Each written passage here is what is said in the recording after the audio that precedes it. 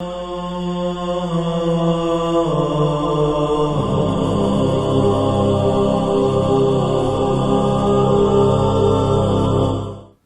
اللہ الرحمن الرحیم وبہ نستعین انہ خیر ناصر ومعین الحمد للہ رب العالمین بارئ الخلائق اجمعین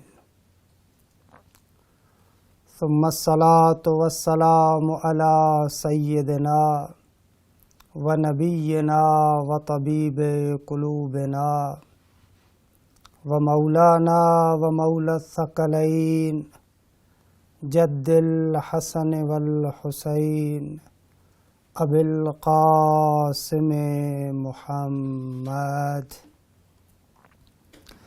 وأهل بيته الطيبين الطاهرين المعصومين الذين أذهب الله عنهم الرجس وطهرهم تطهيرا ولعنة الله على أعدائهم أجمعين من الآن إلى قيام يوم الدين اما بعد فقد قال اللہ سبحانہ وتعالی فی کلامہ المجید بسم اللہ الرحمن الرحیم یا ایھا الذین آمنوا اذ جاءتکم جنود فارسلنا علیہم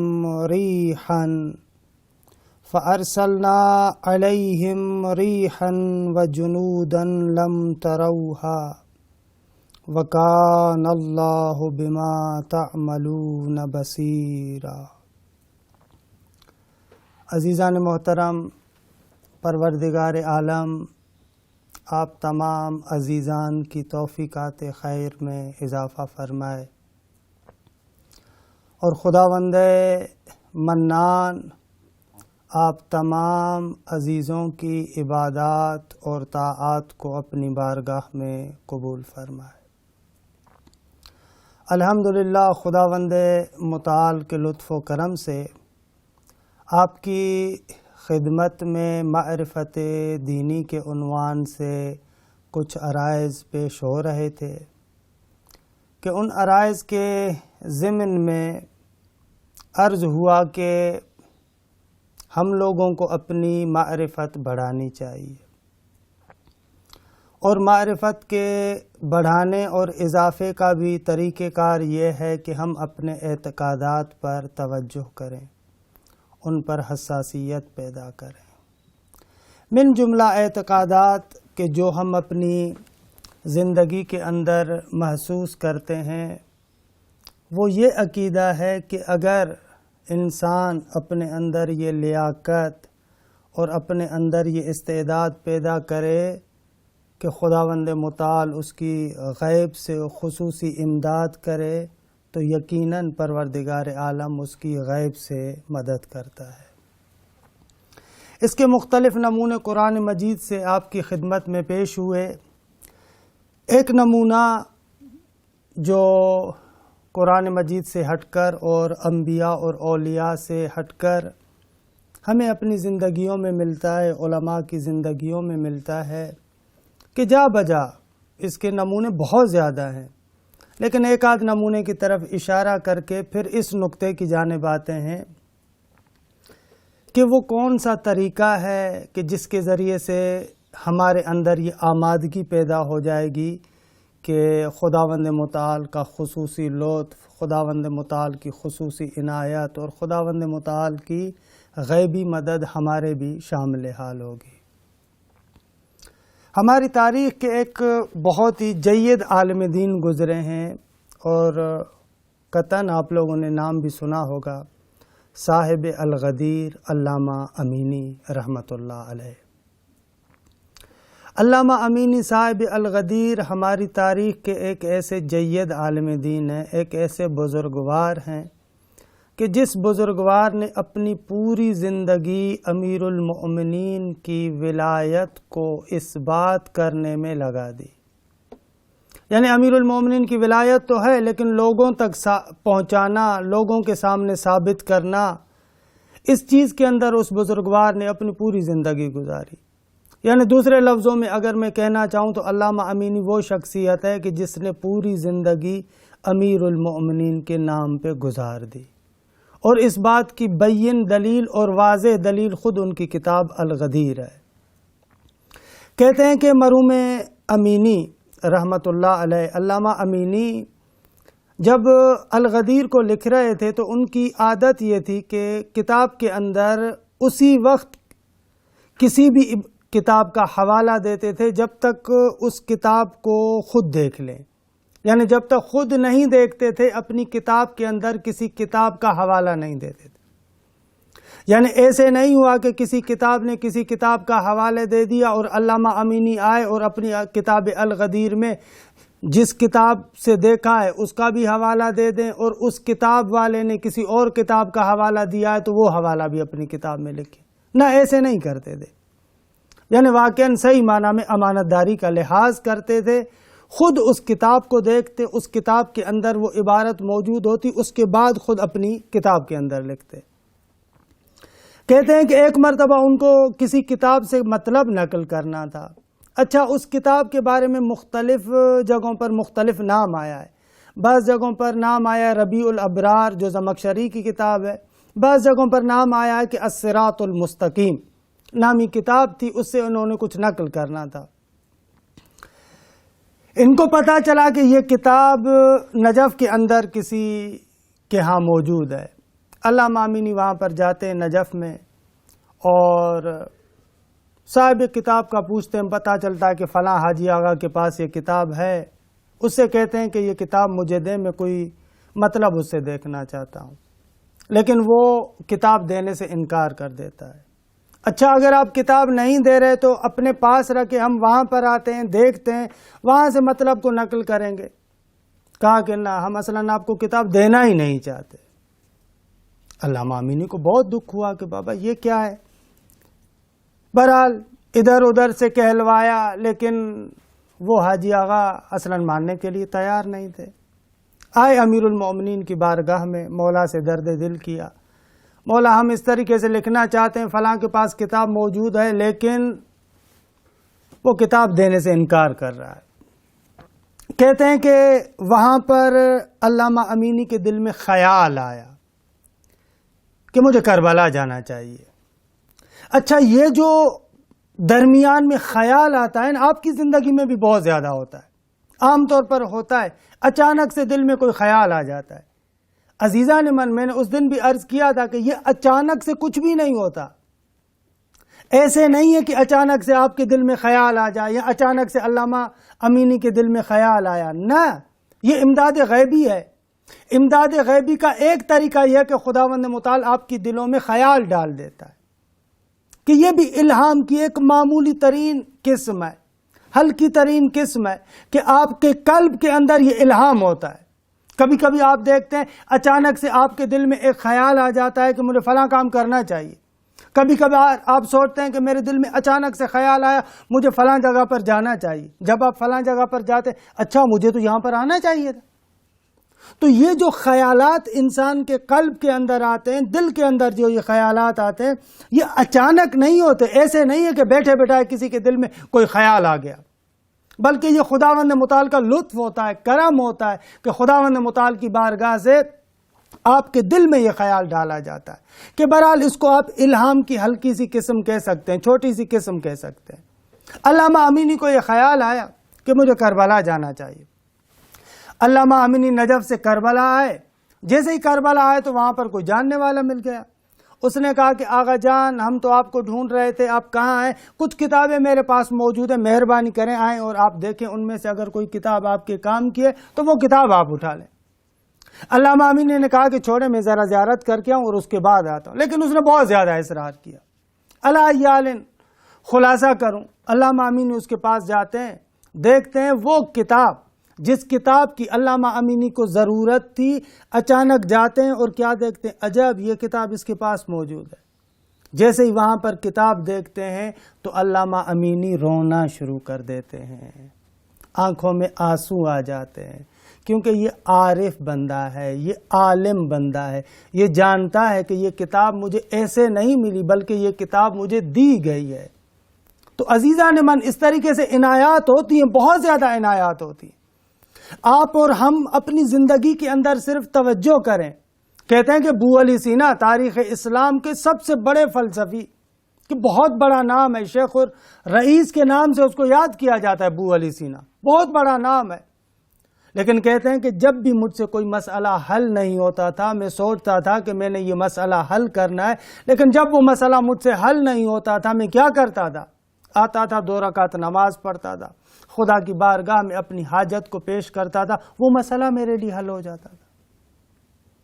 یہ واقعاً اس طریقے سے ہے، یعنی بندگان خدا جتنے بھی گزرے ہیں ان لوگوں کی آپ تاریخوں کو پڑھ کر دیکھیں، آپ کو پتا چلے گا کہ جہاں پر بھی پھنس جاتے خدا کی بارگاہ میں آتے کہ خدایا یہ مسئلہ ہم سے حل نہیں ہوتا، اس مسئلے کو تو حل کر سکتا ہے۔ یا ایک اور مثال بھی میں آپ کے سامنے دوں، اسی طریقے سے ہماری تاریخ اسلام کے ایک بہت بڑے فلسفی گزرے، ملا صدرہ کا نام آپ نے سنا ہوگا، صدر المتعلین شیرازی، کہ عالم اسلام میں برحال اس کا اپنا ایک مکتب ہے حکمت مطالعہ کے نام سے۔ فلسفے کا ایک مشکل ترین مطلب تھا جو اس زمانے تک ملا صدرہ کے علاوہ کوئی حل نہیں کر پایا تھا۔ اس مسئلے میں ملا صدرہ پھنس گئے، اب میں کیا کروں؟ ملا صدرہ اس زمانے میں قم سے تھوڑا سا باہر ایک آبادی ہے کہک کے نام، ایک چھوٹا سا گاؤں ہے، وہاں پہ رہتے تھے۔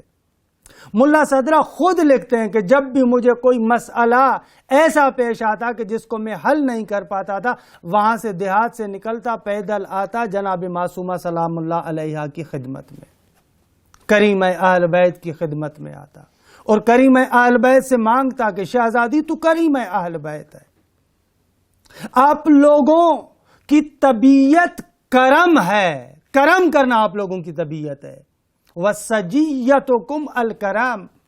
زیارت جامعہ کبیرہ میں یہ آپ جملہ پڑھتے ہیں کہ اہل بیت اطہار آپ کی طبیعت کرم ہے۔ یہ دیکھتے ہیں نا، ہمارے یہاں بہت سارے لوگ ایسے ہوتے ہیں جو نہ چاہتے ہوئے بھی اچھا ہی کرتے ہیں، بہت سارے پھر ایسے لوگ بھی ہوتے ہیں جو نہ چاہتے ہوئے بھی برائی کرتے ہیں۔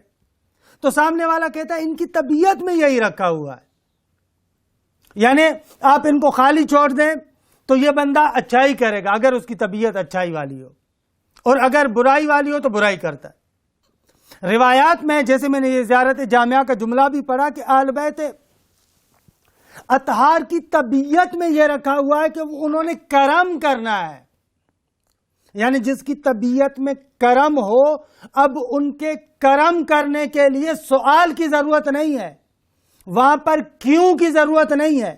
اگر اہل بیت اطہار کسی پر عطا کرتے ہیں، کسی پر کرم نوازی کرتے ہیں، تو آپ بڑھ کر سوال نہیں کریں گے کہ اہل بیت اطہار نے یہاں پر کیوں کرم کیا، بھائی ان کی طبیعت ہی ہے یہ۔ تو یہ ملا صدرہ بھی وہاں پر آتے ہیں، حضرت معصومہ کی خدمت میں آئے، شہزادی کریم اہل بیت یہ مسئلہ مجھ سے حل نہیں ہو رہا، آپ اپنی کرم نوازی کریں۔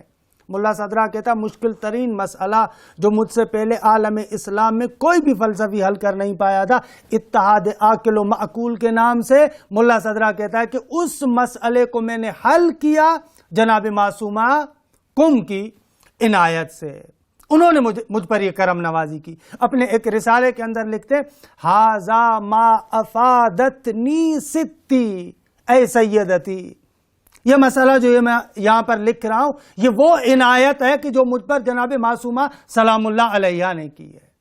تو عزیزان من، ہماری زندگی کے اندر اس طریقے سے اہل بیت کی جانب سے، پروردگار عالم کی جانب سے کرم نوازی ہوتی ہے، خدا غیب سے مدد کرتا ہے، لیکن ہم لوگ کیا کرتے ہیں، اس کو فقط یہ کہہ کر ٹال دیتے ہیں کہ یہ تو خداوند متعال کی جانب سے کرم نوازی ہے، لیکن اچانک سے ہوا، اچانک سے ہوا۔ اچانک سے کچھ بھی نہیں ہوتا، ان چھوٹی چھوٹی باتوں پر توجہ کریں۔ کرم نوازی، یہ جو غیب کی مدد ہے، یہ ہر انسان کو شامل حال ہوتی ہے، لیکن توجہ کرنے کی ضرورت ہے۔ بہرحال وقت بھی گزر گیا کہ میں جو چھوٹا سا سوال آپ کے سامنے پیش کرنا چاہ رہا تھا وہ کون سے اعمال ہیں، کس طریقے سے میں اپنے اندر اس امداد غیبی کی صلاحیت پیدا کروں۔ کس طریقے سے آخر میں اپنے اندر قابلیت پیدا کروں, کس طریقے سے میں اپنے اندر وہ صلاحیت لے کر آؤں جس قابلیت اور صلاحیت کے اعتبار سے خداوند متعال کی غیبی مدد میری طرف آنی چاہیے, تاکہ میں ہمیشہ خداوند متعال کی اس غیبی امداد سے بہرہ مند رہوں. اس کے چند عوامل ہیں. ان میں سے پہلا عامل کہ جس کے ذریعے سے آپ تک غیبی مدد پہنچ سکتی ہے, پہلا عامل جو روایات میں بھی بیان ہوا ہے, قرآن مجید کی آیات میں بھی بیان ہوا ہے, وہ پہلا عامل دعا ہے. دعا ایک ایسا عامل ہے کہ جس عامل کے ذریعے سے, جس سبب کے ذریعے سے آپ اپنی طرف غیبی امداد کو کھینچ سکتے ہیں. کتنی بھی مشکل ہو, خدا کی بارگاہ میں آئیں, دعا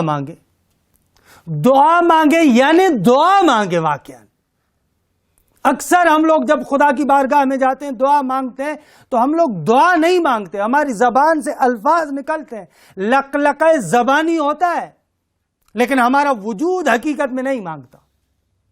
اگر ہم واقعا خدا سے مانگیں تو ہو نہیں سکتا کہ خدا عطا نہ کرے.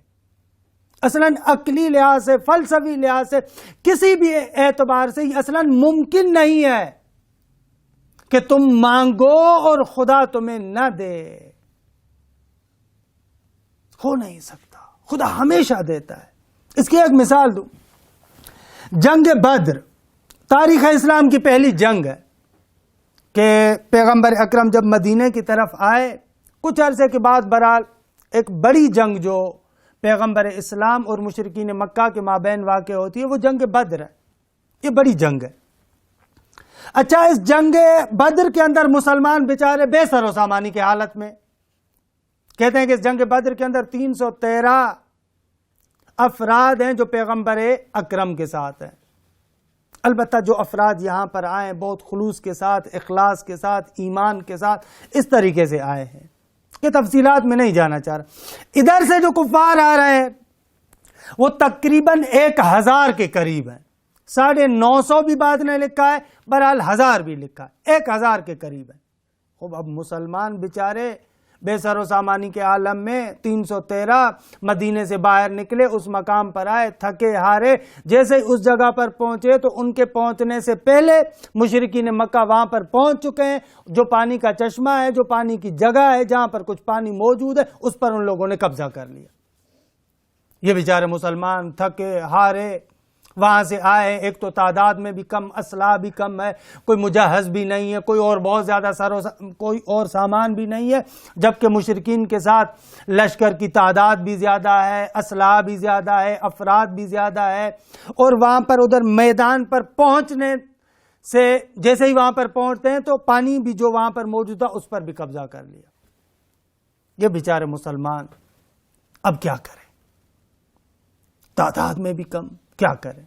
ایسے عالم میں قرآن مجید جو سورہ انفال میں ذکر کرتا ہے, ایسے عالم میں یہ مسلمان خدا کی بارگاہ میں گڑ گڑاتے ہیں.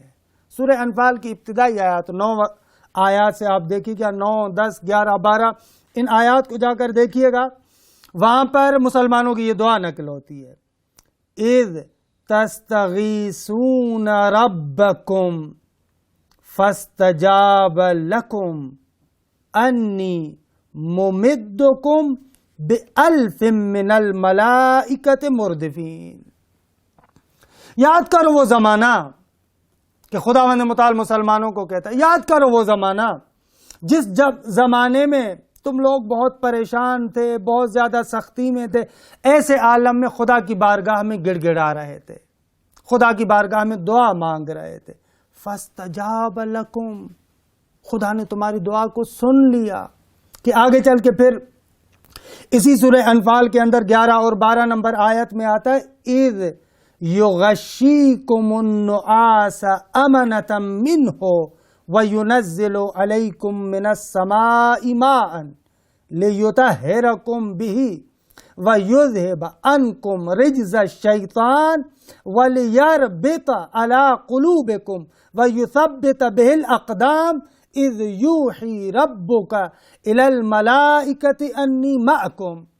کہ خداوند متعال فرماتا ہے جب تم تھکے ہارے وہاں پر آئے تو پہلا کام تو یہ ہوا خداوند متعال کی جانب سے پہلی نعمت اور پہلی امداد جو آئی وہ یہ تھی کہ تم تھکے ہوئے تھے، تمہیں کچھ سکون کی ضرورت تھی، خداوند متعال نے ہلکی نیند کو تم پر غالب کر دیا تاکہ یہ تمہارے لیے خدا کی جانب سے رحمت ہو۔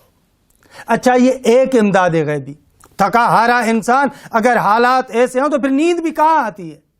اچھا، اس مورد میں اس نیند کا آنا بھی خدا کی جانب سے ایک نعمت ہے۔ پہلے مرحلے میں ہلکی نیند وہاں پر آپ پر طاری کر دی تاکہ تم لوگ آرام کرو، تمہاری آرامش کا سبب بنے۔